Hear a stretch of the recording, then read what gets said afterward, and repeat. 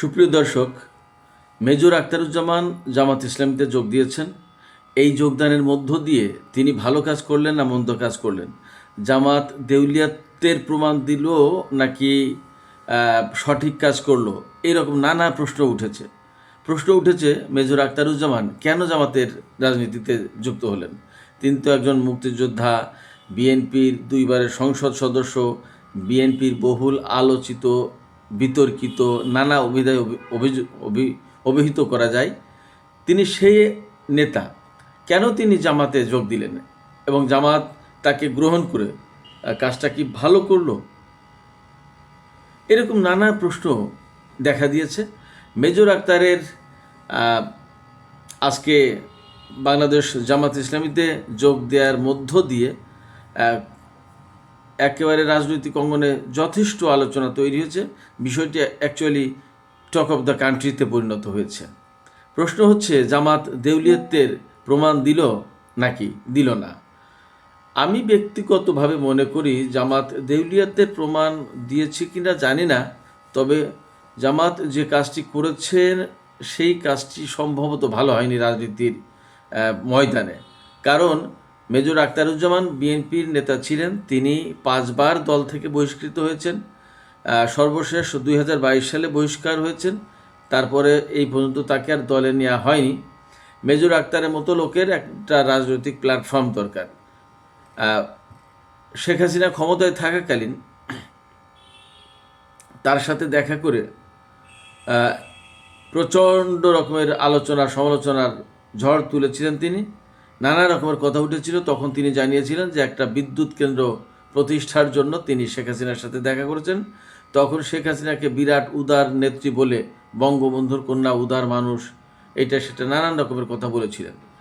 তো এই মেজর আখতারুজ্জামান বিএনপির চেয়ারপারসন বেগম খালেদা জিয়ার বিরুদ্ধে বিভিন্ন সময় যেমন কথা বলেছেন, তেমনি বর্তমানে যে অ্যাক্টিং চেয়ারপারসন তারেক রহমান, তার বিরুদ্ধেও বিভিন্ন সময় কথা বলেছেন। এমনকি দলীয় যে সিদ্ধান্ত সে সমস্ত সিদ্ধান্তের বিরোধিতা করে নানা তর্ক বিতর্কের জন্ম দিয়েছেন এবং তিনি কয়েকবার বহিষ্কৃত হয়েছেন। তো সব কিছু মিলিয়ে যাই হোক, এই সময় যখন বিএনপি জামাত রাজনীতির ময়দানে একটা ব্যাপক প্রতিদ্বন্দ্বিতা বা প্রতিযোগিতা চলছে, নানা রকমের টানাপোড়েন আছে রাজনীতির ময়দানে এই দুই দলের ভেতরে, এবং দিন দিন আমরা দেখতে পাচ্ছি যখন অনেক বেশি বিভেদ বিতর্ক তৈরি হচ্ছে, এই রকম সময়ে বিএনপির একজন নেতাকে দলে ভিড়িয়ে জামাত হয়তো বা চমক দেখাতে চেয়েছে, কিন্তু আমি মনে করি যে এটা চমক দেখানো হলো না সম্ভবত, বরং রাজনৈতিক বিভেদকে বাড়ানো হলো। মেজর আখতারুজ্জামানের একটা রাজনৈতিক প্ল্যাটফর্ম দরকার। বিএনপি থেকে তিনি বহিষ্কৃত এবং আর বিএনপিতে ফেরার সম্ভাবনা খুবই কম ছিল। আমি সবসময় বলি যে তারেক রহমান যে রাজনীতিটি করতে চান এখন, বা যে রাজনীতিটি করছেন, এই রাজনীতি অব্যাহত থাকলে বহু সংখ্যক নেতা বিএনপি এবং তার অঙ্গ সংগঠনগুলোর জায়গা এই দলটিতে হবে না, বা অঙ্গ সংগঠনগুলোতে হবে না। তারেক রহমান এতটাই কঠোরতা অবলম্বন করবেন এবং এটা করবেন তিনি মূলত রাজনৈতিক পরিশুদ্ধতা আনার জন্য। দেশের রাজনীতিতে বা বিএনপির নাম ভাঙিয়ে যারা বিভিন্ন রকমের স্বার্থ উদ্ধারের কাজ করে চলেছেন বা অন্যায় অপরাধ করছেন, সে সমস্তের বিরুদ্ধে তারেক রহমান খুবই শক্ত এবং জোরালো ভূমিকা নেবেন, এটা পরিষ্কার। তিনি যেমন দুর্নীতিকে আশ্রয় প্রশ্রয় দেবেন না দলের ভেতরে, এবং যদি সরকার গঠন করতে পারেন, তেমনি কোনো রকমের অন্যায় অপরাধ, চাঁদাবাজি, দখলবাজি বা অনেক সময় গ্যাংস্টার বা গডফাদার, এই সমস্তগুলোকে তিনি একেবারেই প্রশ্রয় দেবেন না, বরদাস্ত করবেন না। সেক্ষেত্রে মেজর আখতারুজ্জামানের মতো বিতর্কিত লোকের বিএনপিতে জায়গা হওয়ার আগামীতে আমি আপাতত কোনো সম্ভাবনা দেখি না। এবং মেজর আখতারুজ্জামান নিশ্চয়ই খুবই চেষ্টা করেছেন এবং এই নির্বাচনকে সামনে রেখে অবশ্যই বিএনপিতে ফেরার চেষ্টা করেছেন, তাতে আমার আপাতত কোনো সন্দেহ নেই। কিন্তু তিনি বিএনপিতে ফিরতে পারেননি, এটাই বাস্তবতা, এবং আমরা পরিষ্কারভাবে তা দেখতে পাচ্ছি। এই মুহূর্তে আওয়ামী লীগ নেই, আওয়ামী লীগে ফেরার সুযোগ বা আওয়ামী লীগে যোগ দেওয়ার সুযোগ তার নেই।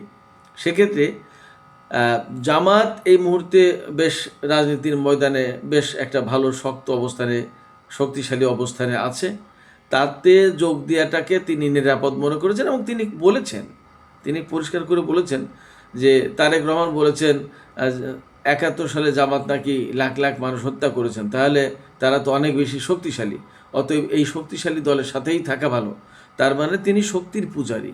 যখন বিএনপিতে ছিলেন তখন বিএনপি যখন ক্ষমতায় তখন থেকেছেন, যখন আওয়ামী লীগ ক্ষমতায় তখন শেখ হাসিনার সাথে তাল মেলাতে চেষ্টা করেছেন, যখন জামাত একটা ভালো অবস্থানে আছে তখন জামাতের সাথে তাল মিলিয়ে ক্ষমতার বলয়ের কাছে, ক্ষমতার কাছাকাছি বা শক্তিধরদের সাথে থাকার চেষ্টা করছেন, এটা তিনি পরিষ্কার করে বলেছেন। তো এগুলো বেসিক্যালি কোনো রাজনীতির কথা না, রাজনীতি বা রাজনৈতিক প্রজ্ঞার কথা এগুলো না।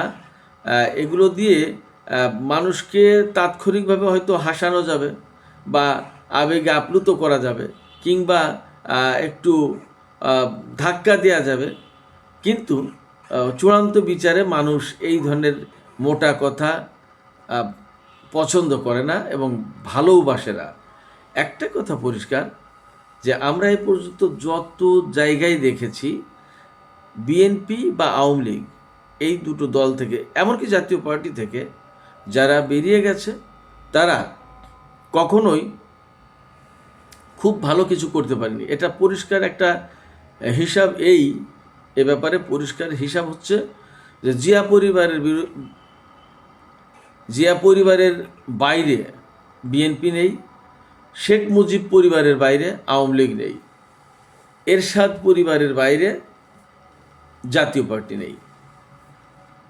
আরেকটা কথাও আমি বলি আপনাদেরকে, একসময় এই যে ছাত্র শিবির, এই ছাত্র শিবির বিভক্ত হয়েছিল জামাত ইসলামের সাথে, জামাত ইসলামের নীতি আদর্শ বা ইরানি বিপ্লব, সৌদি সমর্থন ইত্যাদি ইত্যাদি নানান বিষয়ে মতপার্থক্য করে পরবর্তীতে জামাতের সাথে যে শিবিরটা থেকে গেল, যে অংশটা, সেই শিবিরটাই কিন্তু ভালো অবস্থানে বা শক্ত অবস্থানে ছিল।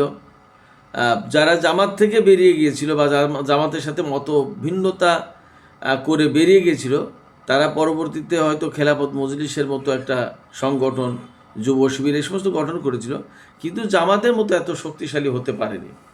তার মানে হচ্ছে, আমি এখানে থেকে বলতে চাই যে মূল ধারার যে সংগঠন, অর্থাৎ জামাত ইসলাম বলি, জাতীয় পার্টি বলি, আওয়ামী লীগ বলি, বিএনপি বলি, প্রথমে যে সংগঠনটি তৈরি হয়েছে তার বাইরে গিয়ে কেউ আসলে খুব ভালো কিছু করতে পারে না। মেজর আখতারুজ্জামান তিনি বিএনপি থেকে জামায়াতে যোগ দিয়ে অনেক বড় কিছু করতে পারবেন এমনটা ভাবার আমি কোনো কারণ দেখি না। এবং জামাতে উনি গেলে জামাতের যে সমস্ত রোকন টোকেন, এই সমস্ত নানান পর্যায়ের নানান যে সমস্ত স্তর রয়েছে, এই পর্যায়ে যেতে গেলে তাকে বহু কাঠখড়ি পোড়াতে হবে, এবং জামাত তাকে বিশ্বাস করে প্রার্থী করে ফেলবে বা এইরকম বড় বড় পজিশনে নিয়ে যাবে এমনটা ভাবার কোনো কারণ নেই। তাদের যে শর্ত শরাত সেটা বেশ কঠিন বলেই জানি, যতদূর বুঝি বা শুনি, তাতে মেজর আখতারুজ্জামান বাকি জীবনে তিনি রোকন হতে পারবেন বলে সন্দেহ আছে। এটা শুধুমাত্র রাজনীতিতে একটা চমক দেখানোর চেষ্টা করলেন আখতারুজ্জামান বা জামাত, কিন্তু জামাত চমক দেখাতে গিয়ে সম্ভবত রাজনৈতিক বিভেদ বিভাজন বাড়ালো, এবং হয়তোবা জামাতের বর্তমান আমির ডাক্তার শফিকুর রহমান, তিনি প্রচুর তৎপরতা চালান দল সংগঠনের জন্য, ছুটে বেড়ান সারা দেশে, শুধু সারা দেশে কেন, সারা বিশ্বে ছুটে বেড়াচ্ছেন তিনি, বিশেষ করে 5ই আগস্টের পরে। কারণ হাসিনার আমলে জামাত একেবারেই গুপ্ত অবস্থায় ছিল বলা যায়, বিশেষ করে শেষের দিকে। তো তাদের রাজনৈতিক ময়দানে তাদের অনুপস্থিতি ছিল মারাত্মক রকমের। এই অনুপস্থিতির ঘাটতি কাটিয়ে ওঠার চেষ্টা করছেন। হয়তো ডাক্তার শফিকুর রহমান সাহেব বেশ কিছু চমকও সৃষ্টি করার চেষ্টা করছেন, কিন্তু আমার মনে হয় যে এটা চমক সৃষ্টি হলো না, বরং এর ভিতর দিয়ে বিএনপির সাথে জামাতের রাজনৈতিক দূরত্ব বাড়লো। কারণ বিএনপি থেকে যদিও বহিষ্কৃত মেজর আখতারুজ্জামান, কিন্তু তিনি বেসিক্যালি বিএনপির রাজনীতিকেই ধারণ করতেন। তো সেই আখতারুজ্জামানকে নিয়ে বিএনপিকে টেক্কা দেওয়ার চেষ্টা করা হয়েছে, তাতে কোনো সন্দেহ নেই। এই যে রাজনৈতিকভাবে টেক্কা দেওয়া মানে ল্যাংমারা, একদম সরল বাংলায় বললে ল্যাংমারা বলতে হবে। এই যে ল্যাংমারার চেষ্টা করা হলো, এইটা কি বিএনপি ভালোভাবে দেখবে? অবশ্য বিএনপি ভালোভাবে দেখবে কি দেখবে না, জামাতের রাজনীতির ক্ষেত্রে জামাতের জন্য সেটা কোনো বিষয় না। কিন্তু তবুও বলি, যখন আমরা বলছি যে এই মুহূর্তে জাতীয় ঐক্য প্রয়োজন, দেশের রাজনৈতিক ঐক্য প্রয়োজন, জুলাই আন্দোলনের চেতনাকে ধারণ করে এই মুহূর্তে ফ্যাসিবাদ বিরোধী একটা শক্তিশালী ঐক্য প্রয়োজন, তখন এই ধরনের কর্মকাণ্ড সম্ভবত এই ঐক্য প্রতিষ্ঠার ব্যাপারে হেল্প করবে না। আর যখন এই রকমের হেল্প হচ্ছে না, তখন বরং আমি মনে করি যে ডিভিশনটা তৈরি হবে।